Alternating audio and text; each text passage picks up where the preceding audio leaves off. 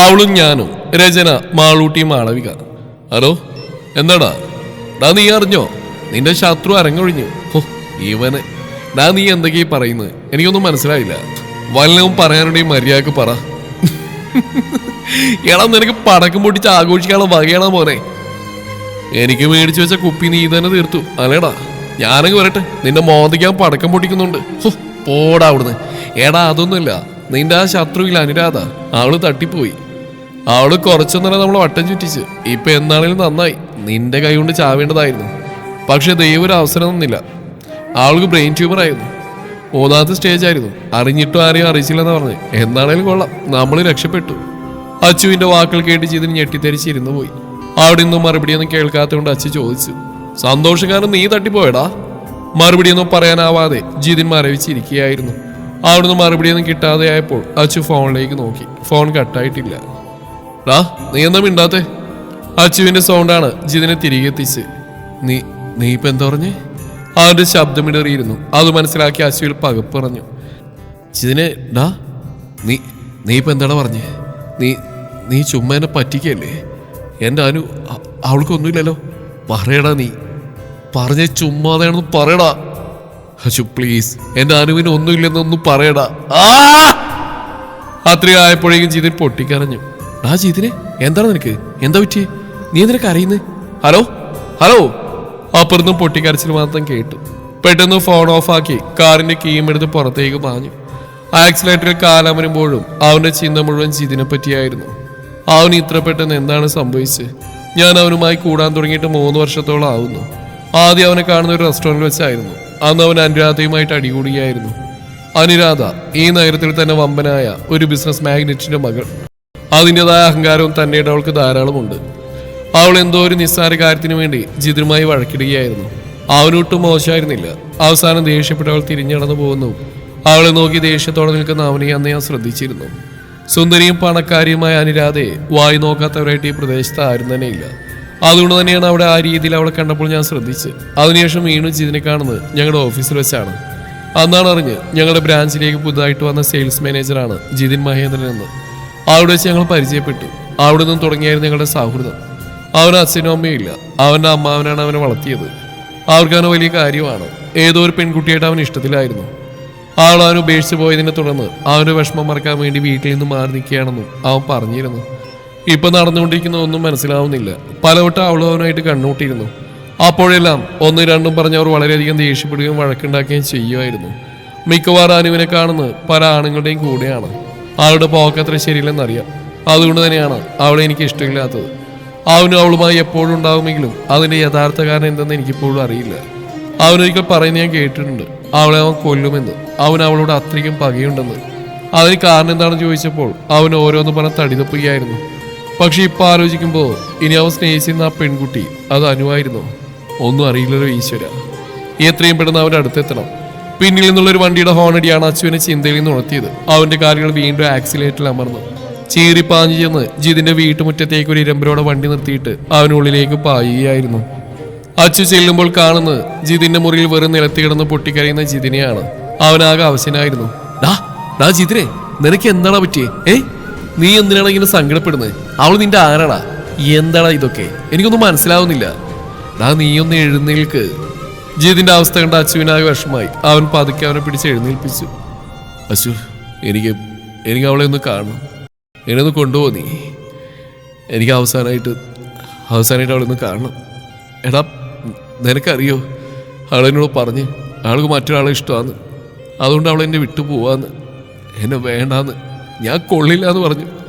അപ്പോഴാണ് എനിക്ക് മനസ്സിലായത് ആ മറ്റൊരാളും മരണമായിരുന്നു. അവൾക്കറിയായിരുന്നടാ അവൾ അധികം നാൾ ജീവിച്ചിരിക്കില്ലെന്ന്. അവളെന്നെ വെറുപ്പിക്കാൻ വേണ്ടിയാ ഓരോരുത്തരെയും കൊണ്ടുവന്നിരുന്ന്. ഞാൻ ദേഷ്യപ്പെടുമ്പോൾ അവളതെല്ലാം പുച്ഛിച്ച് തള്ളി. എന്നോട് തിരികെ ദേഷ്യപ്പെട്ടു അഴക്കിട്ട് അവൾ പോവും. ഞാൻ അവളെ വെറുക്കാൻ വേണ്ടി. ഭയങ്കര കുറുമ്പാണ് അവൾക്ക്. അത് പറയുമ്പോൾ അവൻ്റെ ചുണ്ടിലൊരു പുഞ്ചിരി ഉണ്ടായിരുന്നു. എന്നിട്ട് ആരും കാണാതെ അവിടെ ഇരുന്ന് കരയുന്ന ഞാൻ കണ്ടിട്ടുണ്ട്.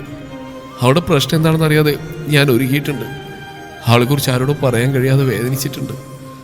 ഞാൻ അവളെക്കുറിച്ച് പറഞ്ഞ അവർക്ക് ഇഷ്ടമല്ലാതായിരുന്നു. അതുകൊണ്ടാണ് ഞാൻ നിന്നോട് പോലും പറയാതിരുന്നത്. അതുകൊണ്ടാണ് ഞാൻ അവളുടെ പുറകെ തന്നെ വീണ്ടും പോയിക്കൊണ്ടിരുന്നത്. മനഃപൂർവ്വം അവളായിട്ട് ഉടക്കാൻ നോക്കി. കാര്യങ്ങളൊന്നും അവൾ എന്നോട് പറഞ്ഞില്ലല്ലോ. എന്നെ വേദനിപ്പിക്കാതിരിക്കാൻ അവൾ പറഞ്ഞിരുന്നെങ്കിൽ അവസാനം ശ്വാസം വരെ ഞാൻ എൻ്റെ നെഞ്ചോട് ചേർത്ത് പിടിക്കായിരുന്നില്ലേ.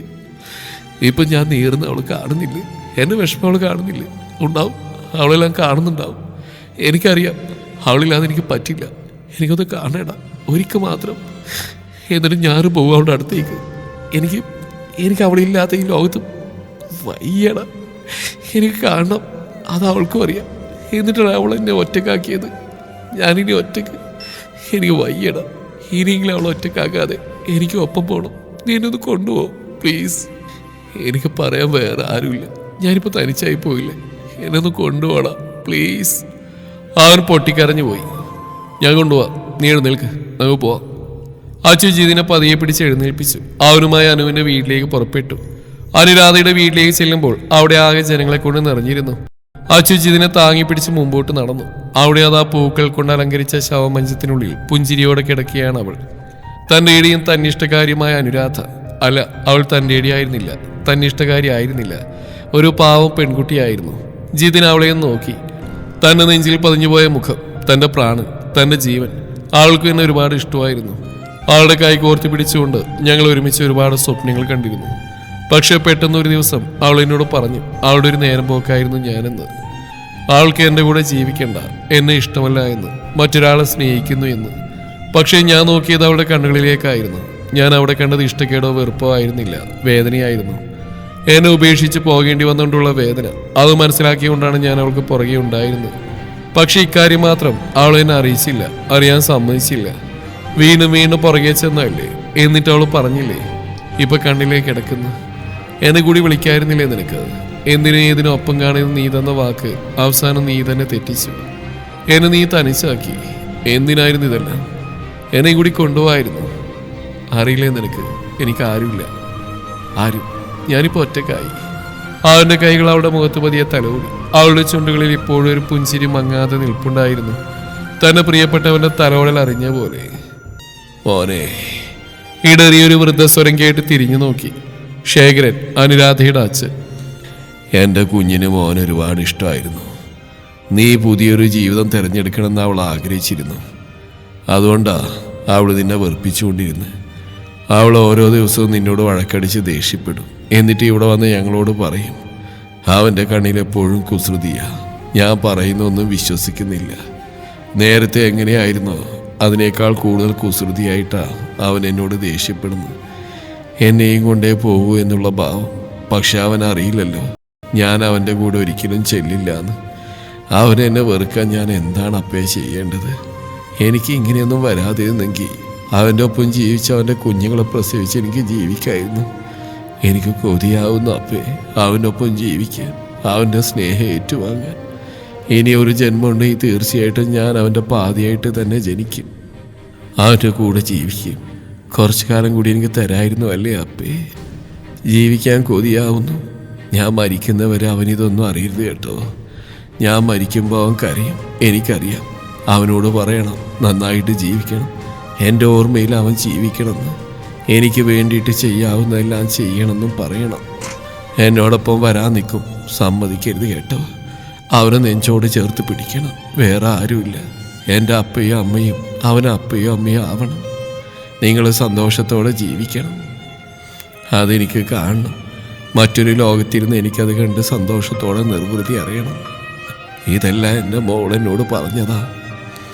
ഇതെല്ലാം കേട്ട് നിർവികാരതയോടെ അവൻ ഇരുന്നു. ആരും അറിഞ്ഞിരുന്നില്ല അവളോടൊപ്പം തന്നെ അവൻ്റെ മനസ്സും മരിച്ചിരുന്നു എന്ന്. അവളില്ലാത്ത ലോകത്ത് അവൻ വെറും ശരീരം മാത്രമാണെന്ന്.